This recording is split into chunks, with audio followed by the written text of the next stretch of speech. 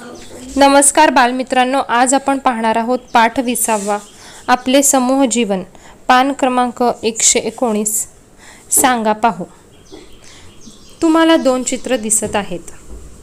पहा, दोन्ही चित्रांमध्ये तुम्हाला काय फरक दिसतो? पहिल्या चित्रामध्ये मुलगी अत्यंत शांतपणे बसलेली आहे आणि दुसऱ्या चित्रामध्ये तिचे मित्रमैत्रिणी आल्यामुळे ती अगदी आनंदात आहे, त्यांच्यासोबत खेळत आहे. तुम्हाला कोणाची सोबत आवडते? कोणता खेळ खेळायचा हे तुम्ही कसे ठरवता? एकमेकांच्या सोबत असल्यानंतर मित्रमैत्रिणींच्या मर्जीनुसार किंवा मित्रमैत्रिणींच्या इच्छेनुसार आपण त्यांच्याबरोबर वेगवेगळे खेळ खेळतो. आपल्याला एकमेकांच्या सोबत राहायला आवडते. घरात आपण आई वडिलांसोबत राहतो. आपल्याबरोबर आपले शेजारीही असतात. मित्रमैत्रिणींना भेटलो नाही तर आपल्याला करमत नाही. एवढेच काय, मनी मऊ आणि मोती कुत्रा जरी घरातले दिसेनासे झाले तरीही आपण हिरमुसतो. कारण माणसांना समूहात राहायला आवडते. आपल्या कुटुंबामध्ये, शेजाऱ्यांमध्ये आणि आजूबाजूंच्या माणसांच्या सहवासात राहणे म्हणजेच समूहात राहणे होय. पहा, तुम्हाला देखील तुमच्या मित्रमैत्रिणी भेटले नाही तर करमत नाही. अगदी घरामध्ये असलेले पाळीव प्राणी जरी आपल्याला दिसेनासे झाले किंवा इकडे तिकडे झाले तरी देखील आपल्याला वाईट वाटते. याचं कारणच हे आहे की माणूस हा प्राणी समूहप्रिय आहे. कुटुंबामध्ये, शेजाऱ्यांमध्ये आणि इतर माणसांच्या सहवासामध्ये राहणे माणसाला आवडते. त्यामुळे सुरुवातीपासूनच माणूस हा समूहामध्ये राहत आलेला आहे. चला, आता आपण पुढे जाऊया.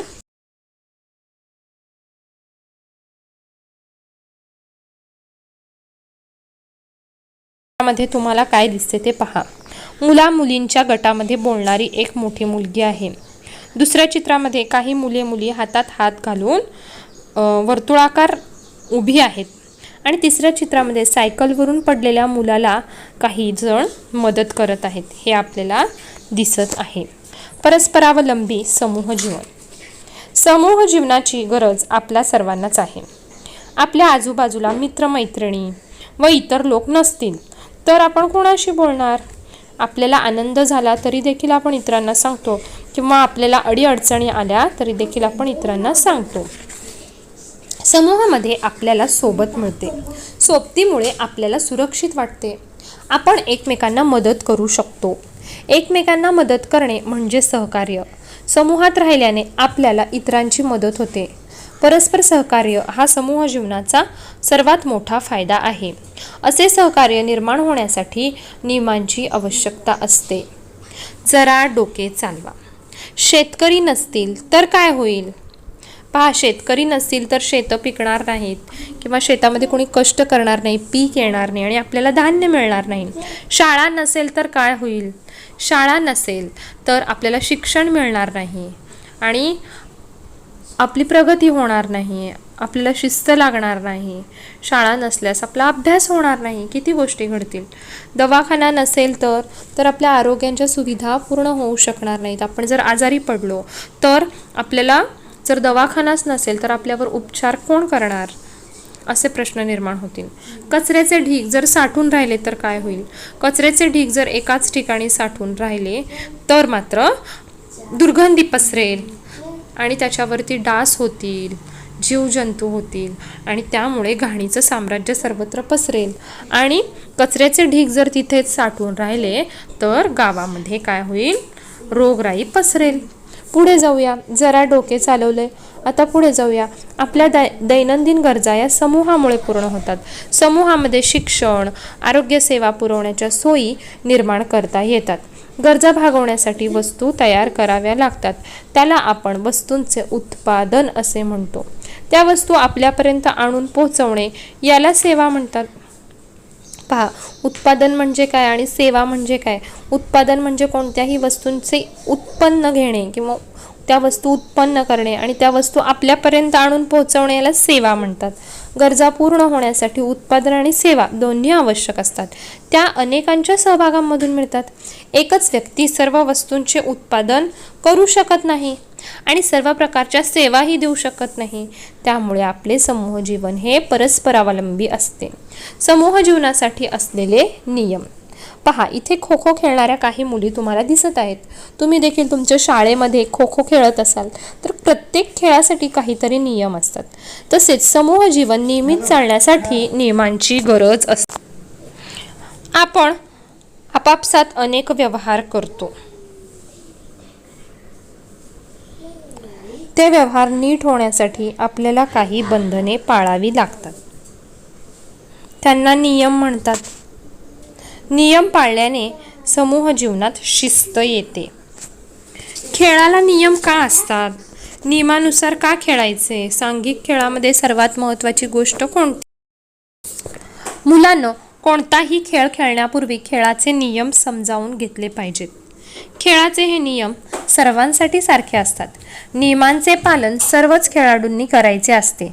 त्यामुळे खेळ सुरळीत चालतो. अशाच प्रकारे समूह जीवन सुरळीत चालण्यासाठी आपण नियमांचे पालन केले पाहिजे. आपल्या जीवनात खेळाला फार महत्त्वाचे स्थान आहे. खेळामुळे सहकार्य, एकजूट हे गुण आपल्या अंगी बाणतात. खेळात हार जीत यापेक्षा सहभाग असणे, जिद्द आणि जोश या गोष्टी महत्त्वाच्या असतात. खेळामुळे आरोग्य चांगले राहण्यासाठी मदत होते. खालील विधानांमधून समूह जीवनासाठी आवश्यक असे नियम कोणते आहेत ते शोधा आणि नियमांपुढे बरोबर अशी खूण करा.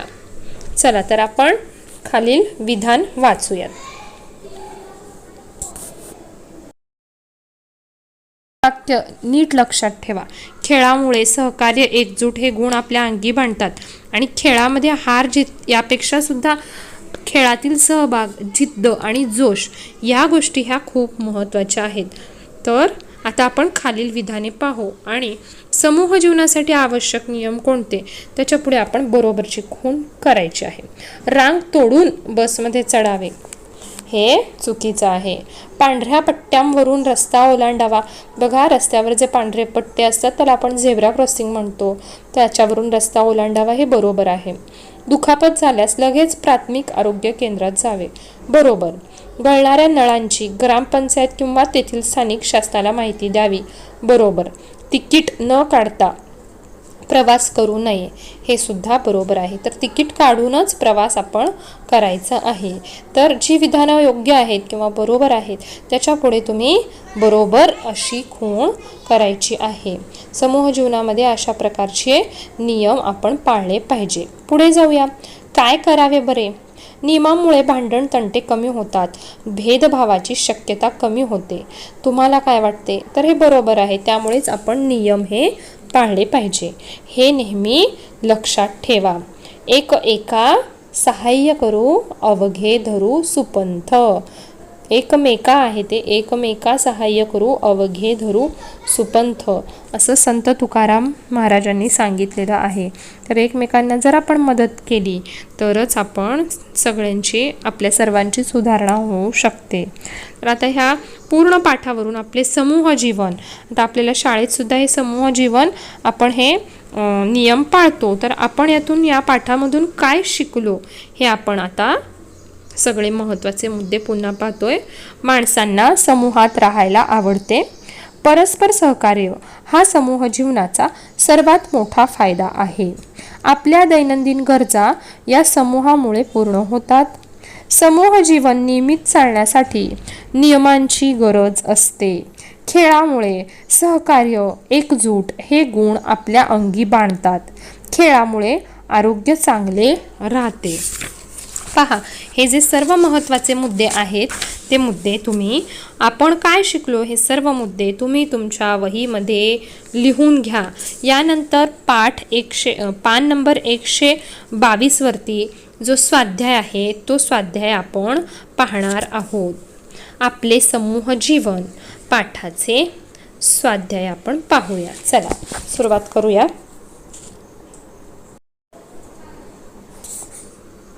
प्रश्न पहिला. खालील प्रश्नांची एका वाक्यात उत्तरे लिहा. घरात आपण कोणाबरोबर राहतो? तर या प्रश्नाचं उत्तर हेच आहे. घरात आपण आई वडिलांबरोबर राहतो. त्याच्यानंतरचा दुसरा प्रश्न आहे, आपल्याला सुरक्षित केव्हा वाटते? बघा, याचं उत्तर असं आहे, समूहातील सोबतीमुळे आपल्याला सुरक्षित वाटते. आता पुढचा प्रश्न पाहूया. आपण नियमांचे पालन का केले पाहिजे? प्रश्न पुन्हा एकदा ऐका. आपण नियमांचे पालन का केले पाहिजे? समूह जीवन सुरळीत चालण्यासाठी आपण नियमांचे पालन केले पाहिजे. उत्तर लिहून घ्या.